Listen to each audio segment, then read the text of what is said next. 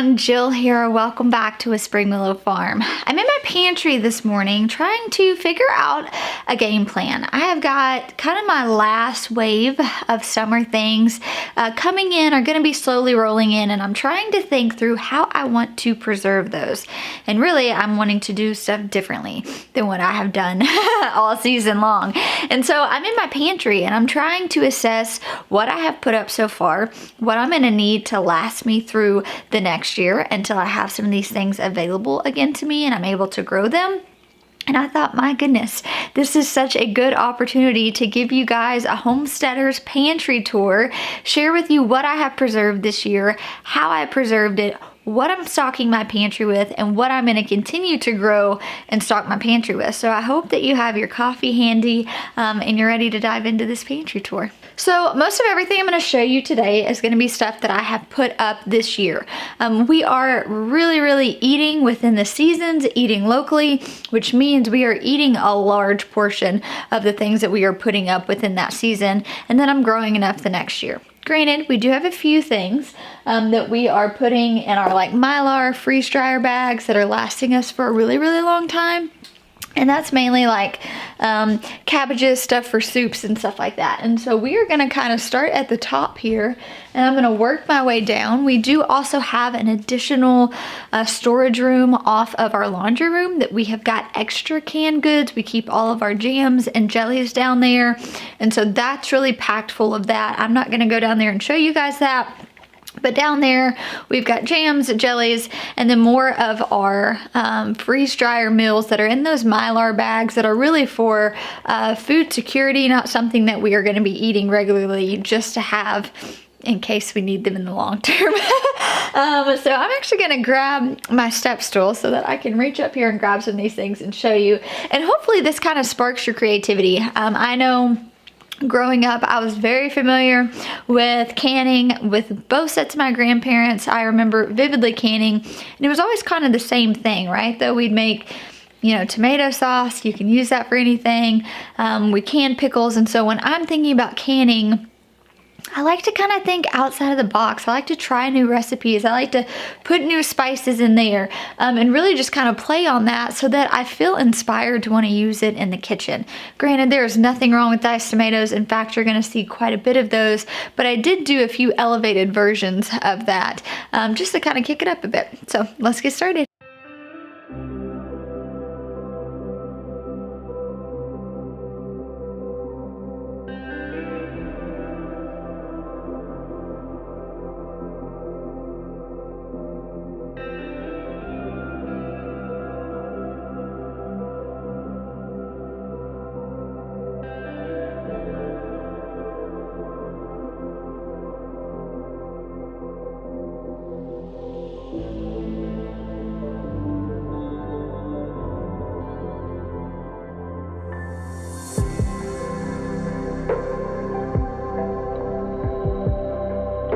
Alright, so let's start at the top. Let's start with things that I'm canning a lot of because I'm using a bulk amount of this in the kitchen. That would be tomatoes. We cook with tomatoes a lot, specifically in the wintertime when we're making lots of chilies, lots of different soups and gumbos. I like the idea of just throwing everything into a pot. We make a lot of different curries, which we use a lot of different tomatoes in that. And so I do have here just my diced tomatoes. Now this does have onions in it.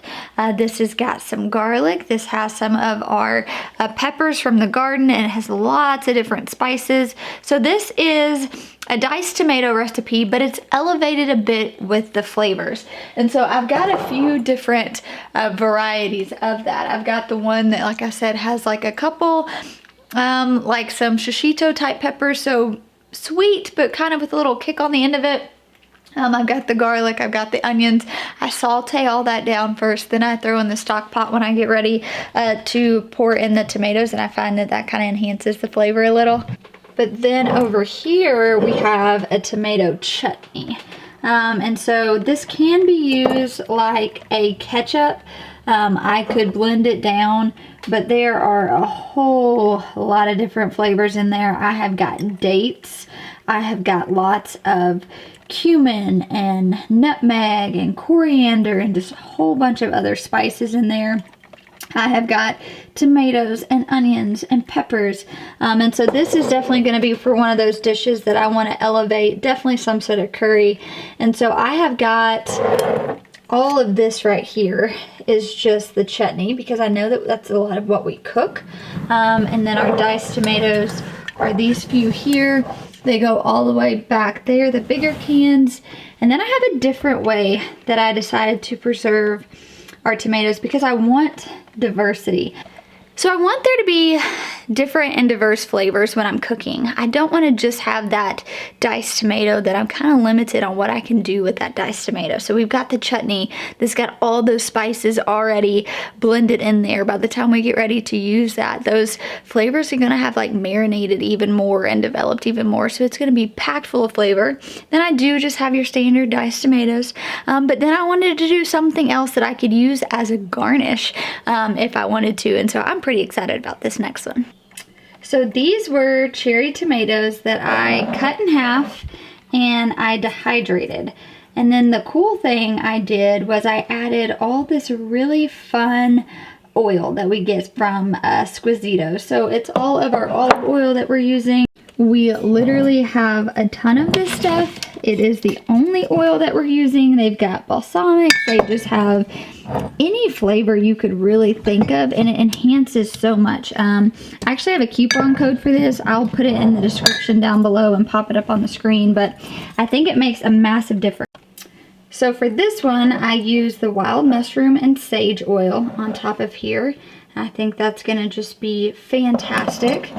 I did a Tuscan herb for a couple of these, and then this big one back here, I ended up doing a garlic, and they just look so cute sitting here. They'll actually last a pretty long time. Once I open them, I will move them to the fridge. But that's what all of these are, was just a fun way to use up those cherry tomatoes. I find it's way too time intensive to try to can cherry tomatoes, so I just like to dehydrate them, throw them in some good quality oil, and then we can use these for a lot of different dishes. All right, so moving over here, we kind of have the kid corner. We just have dehydrated or freeze-dried fruit. So here is raspberries. We're usually always keeping apples and bananas going and just keeping them in here. So usually I just keep this whole section of whatever fruit is in season. Like right now we've got apples at the orchard, so we'll probably just keep going, buying a bunch of those. Whatever's in season is kind of whatever fruit. We've got blackberries that are starting to come on again, so I can throw those in there, make a little mix, but the kids really enjoy that. Now we're moving into some vegetables. So this was okra that I dehydrated, and as I have, been dehydrating it, I've used it a few times. This will go in like gumbos and soups and things. And then here are the red Carmen peppers that I freeze-dried. I have got several of those, so that's what's lined up all the way in the back. These freeze-dry way better, in my opinion, than they do being dehydrated. But I find that those are really good to add onto things. They reconstitute super, super well. I have more. This was carrots, so we actually do a lot of cold storage for our carrots, but we wanted to freeze dry them just to see what they did. I will say though, with the freeze-dried carrots, there's some vegetables you can freeze dry and they just taste good as a snack. So another thing I was going to show you in our homesteading pantry is our freeze-dried okra. And so this is more so as a snack, something that we're eating, the kids have access to, as to we're dehydrating it in these small little bite size. This is stuff I'm throwing into gumbos. So again, I'm taking one vegetable and I'm finding a few different ways to preserve it. Here we have the carrot though. Like I said, we do cold storage, so I'll harvest all of my carrots, I wash them really good, and I tip and tail them, meaning I'm cutting the tops off, cutting the tail off, I'm putting them in a plastic bread bag, and I'm poking holes in them. They last in our refrigerator for 6 to 9 months, and so I'm taking them out as I need them. We're eating fresh. We are eating them with hummus as snacks. I'm cooking with them. We're fermenting with them. And so that really is an easy way for us to preserve that is just keep it in cold storage. However, I'm being mindful that not everyone has refrigerators. So what are some different ways you could do it? You could dehydrate them. You could can them. So my kids don't prefer soft carrots, which is why when I am preserving things, I'm figuring out how I can preserve that crunch, which is why we're fermenting a lot of them. But I do know my mother-in-law cans carrots quite often, and she raves about them. That's just something I've never tried doing, but we did try to freeze dry them. The texture is very, very interesting. They literally feel like styrofoam. They don't taste good eaten like this at all. So this isn't one of those things that we would do this to snack on it. These are those things that I would add with a dish. But this was just one of those fun experiments. I think for us, the way we prefer to preserve and store our carrots is in that cold storage method and just pulling them out. We're doing the same thing with our beets, with our radishes. All of that we're keeping in cold storage, pulling out, doing something with it when we get ready to use it. All right, now some more fun experimental stuff. This is the raw cream from the dairy we buy milk from. She had an excess. I told her I would take all of it and was just going to experiment what it would be like. I would use this like I would evaporated milk in baking. And then I also freeze dried just a half gallon of milk. This is what we largely plan on doing with our goats, is freeze drying a bunch to use and then making cheeses and stuff. So this was just kind of an experiment to see if it could freeze dry, and just to have some of these just on hand, just so we don't have to worry about that. And then eggs. So we're taking all of our bulk eggs from the summer and we're freeze drying them. They work really, really well reconstituted. They taste great. And so we will be able to pull from this to make scrambled eggs, put them in like some sort of casserole in the winter time when our chickens aren't laying as much. And then back here we've got sourdough pasta. We've got some sourdough pasta, and then behind that we've got some cabbage. So that is my first shelf in the pantry. Now we're gonna move down here to the second shelf. You'll notice not all things are stuff that I can, because there are still some things that I have to buy from the grocery store. Not ashamed about that, just being very, very honest. All right, so another way that we are canning. So we showed you guys the dehydrated okra for gumbos and soups. I shared with you guys the freeze-dried okra for snacking. Now we have the pickled and the canned okra. Again, this is just a different way to use the same vegetable. And so we enjoy just eating these like this. We'll garnish it on top of things. But for me, it's just kind of, you know, we grow a lot of okra. So how can we kind of be, you know, creative with what we're doing with it? And so that's one way, is just finding different ways to utilize it. Now we do use a lot of diced tomatoes, so that is all that you'll see all the way down here, and all the way down here are just rows and rows of diced tomatoes. We move over here, we've got a plethora of peppers, and so these are pepperoncinis. They taste really good. They just look beautiful sitting on a shelf. So we usually always are canning some pepperoncinis. Super, super easy recipe too. We have some pickled Chinese noodle beans. I didn't actually grow these this year, and I'm down to my last 2 jars. So I grew these the year before last. They're so pretty. You just kind of spiral them up. You add some pickling spice to it and some garlic. They taste really, really good. I do think they're stunning. So I know that I'm going to need to add this to my list, because this won't last me through the winter. So I'm going to need to grow some more Chinese noodle beans next year. Then behind that, we've got just some pickled cucumbers. We prefer to ferment all of ours, but we usually always have a couple just on hand in case someone comes over and for some reason, you know, they don't like the idea of fermented foods. We have something to offer. And then behind us, we have even more diced tomatoes. You can tell that's a massive way that we're preserving our tomatoes, is through canning them. And then we've got green beans, which are not from this season. They're from the season before. Not our preferred method, but these work really good in casseroles. But we actually prefer to freeze all of our green beans if you have the freezer space. So that's what's behind here, or all of that. We've got more green beans, which is pretty much most of this back half back there. All right, and then wrapping it up, we have our syrup. So I am a coffee lover. I love coffee. In the wintertime, I like to make most of my simple syrups that are going in here, or holiday cocktails. And so I have a lot of these simple syrups. They're super, super easy. So this is a cardamom one. I have a lavender one. I just put the name and the date on the top. They actually last a really long time in the pantry.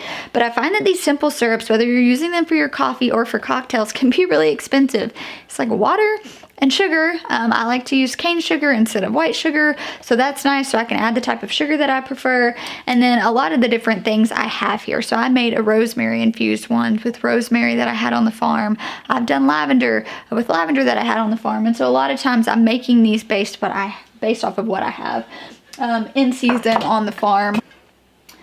Now we have some tinctures. So this is a mushroom tincture. A lot of times I'm keeping these in the pantry just so that they are out of direct sunlight. I do make most of our tinctures, or I'm buying locally from a friend, but the things that I have access to, the vegetable or the herb, I'm doing myself, keeping those in here. And then I have some jellies. This is actually apple peel jelly. So I mentioned you guys, it's apple season around here. I don't want to have to throw away all the discards from when I'm making applesauce and things like that. So I actually keep the peels and I will boil them down with water, and I use that to make a jelly. It's beautiful, kind of golden color. It tastes really sweet, but not as sweet as an apple.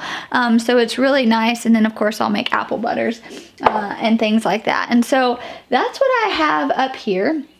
Downstairs, like I mentioned, I have more jams and jellies. I have got canned squash. I have some more canned peppers, things that we're not using as often. And you do have to be mindful about that, because the canned food will go bad. If you're not using it for a certain period of time, it's not going to last forever. It's going to go bad. You're going to have to toss it, which is unfortunate, which is why I think really having a plan for your homesteading pantry is kind of crucial and really kind of key. So that is what the next part of this video is going to be, kind of talking you through how I'm planning out my homesteading pantry and what that looks like for me. You guys saw there were canned things up there. I'm buying canned corn. Not that we eat that often, but that's one of those things we'll throw into a dish. So that's something I don't grow here on the farm. Coconut milk, different aioli sauces. I'm buying tahini sauce. Like, there are some things that we are using often. Black beans, I don't grow those. Chickpeas, lentils. These are things that I'm buying. Most of the time I am purchasing all of this on Azure Standard, which I can also, I guess, just show you guys some of those bulk things that I'm doing that is a lot cheaper to buy from Azure Standard if you're not growing it. That's something I tell myself. I can't grow it all. What can I grow well, and what can I grow in bulk and really diversify how I am preserving it, and what can I source out from other people to where it makes sense for me? And that would be things like our rice. So we've got organic Thai jasmine rice. Again, they have lots of different options. This is just based off of the food that we cook often. Down here I have organic whole wheat pastry flour. This is a 10-pound bag. My rice is a 25-pound bag. Up here we have our 5-pound bag of lentils. I've got my beans. I've got 5-pound bags of lima beans. Then we move over here and I have my chickpeas. I have my green lentils. I have my organic black beans. And so we're buying a lot of this just in bulk from Azure Standard, and it just makes a lot of sense for us. I do also buy all of my cultures there. So this is a cream cheese culture. I've got a yogurt culture. And so I like them for stuff like that. And you can see we just take our rice and divvy it up. We've got couscous. I have some more almond flour over here. We have our oats that we keep back there. And so we just kind of buy bulk and then just separate them in these small jars as we need to. So what I do at the beginning of each new season, so usually in the winter time when I'm cozied up with my seed catalog, I am going through and I'm figuring out what I have. I'm literally, coming into the pantry with a notebook and I'm thinking through how many jars of diced tomatoes do I have left? How much chutney do I have? I look in the freezer and figure out how many bags of green beans we've put up. I try to assess what I have, and that's really how I figure out what I'm going to grow. Now, if I still have 25 cans of diced tomatoes, we didn't use near as many of those throughout the winter as we usually do because we were eating, more butternut squashes. That's something I'm growing like 72 plants of different squash varieties. So I am planning on cooking a lot of squash this winter. I do know those will store for about a year, but I just, foresee me using that a lot and maybe not as many tomatoes. And so I figure out what's in my pantry, and that really guides me into what I'm gonna be buying seed-wise, what I'm gonna be planting on the farm. And also, this year we're doing something really fun. We're kind of turning the entire raised bed garden into a culinary playground, which I'm really excited about. So this year it might look a little different because, like I've showed you, we have so much food. We have like 5 different deep freezes.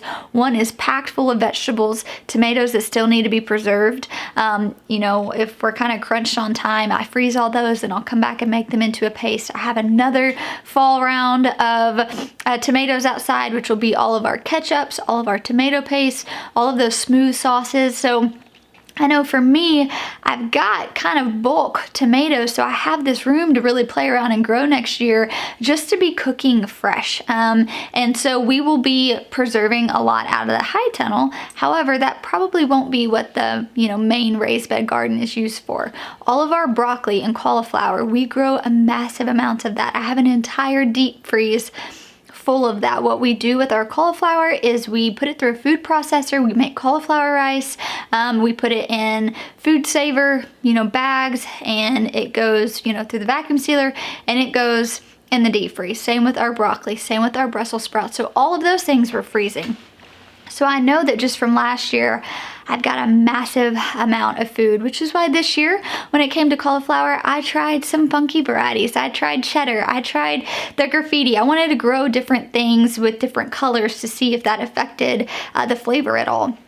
And if it didn't do well, I knew that that was okay because I have an entire deep freeze full of frozen brassicas that I can pull from all winter, all spring, and honestly probably still into next summer before it's at the end of the summer and I'm having to worry about growing these things again. So come up with a plan, figure out what it is that your family uses. What are you buying from the grocery store? Figure out what it is that you can reduce. I will tell you, when you are starting out, maybe you have this idea of cutting your grocery budget, or maybe you want to be more self-sufficient and you want to grow X amount of your own food.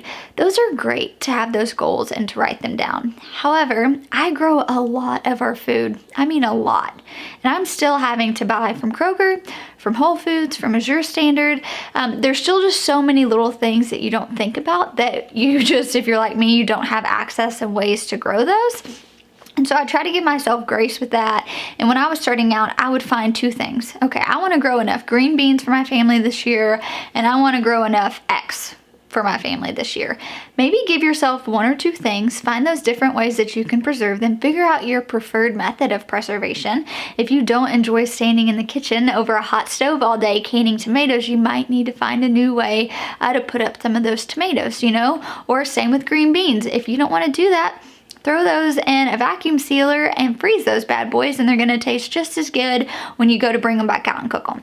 And so those are some of the things that I had to think of when I was starting this farming journey and really figuring out, okay, growing food is one aspect of it. But then you have this preservation, this self-sufficiency aspect of it, which really takes a whole nother level of thinking and figuring out what your family's gonna use it for. How are you gonna cook it? I don't want to can food that's gonna sit on the shelf forever. The idea is to can enough food to where I'm my own grocery store. I can shop my own shelves.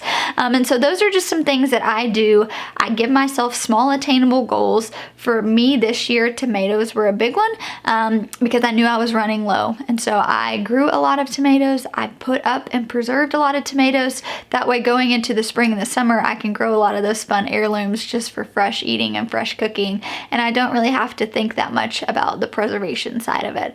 So I hope you enjoyed taking a tour through my homesteading pantry. I would love to know what you have and what are some of the staples for you. I'm always looking for new ways to kind of expand the pantry or really kind of just expand what I'm doing with my produce. So I would love to hear from you. But thank you guys for hanging out with me today. I'll talk to you soon.